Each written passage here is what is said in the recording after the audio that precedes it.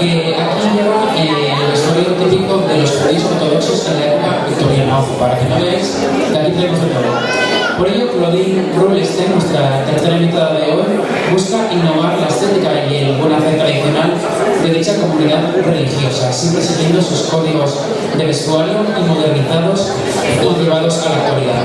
No queremos hablar de un homenaje a esta religión ni ninguna otra, pero sí es innegable la influencia de la comunidad judía en esta colección. En cuanto a los colores, vamos a ver negro, blanco, gris, crema y dorado, y materiales tan diferentes como lana frías, sarga, sastre, paño, seda, terciopelo y lana satinadas, siluetas lineales, rectas, estructuradas y sofisticadas, y otras más extravagantes y atrevidas, siempre con un toque muy masculino. Muy atentos porque este desfile os va a sorprender.